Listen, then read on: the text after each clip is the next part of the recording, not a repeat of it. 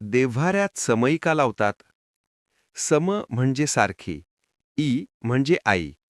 आईसारखी असणारी ती समई. आई जशी आपल्या मुलांची चिंता करते, देवाजवळ आपल्या लेकरांसाठी सुख व आरोग्य मागत असते, तशी देवघरात जळणारी समई रात्रंदिवस आपल्यासाठी शुभचिंतन करत असते. देवाला आपण आई म्हणतोच.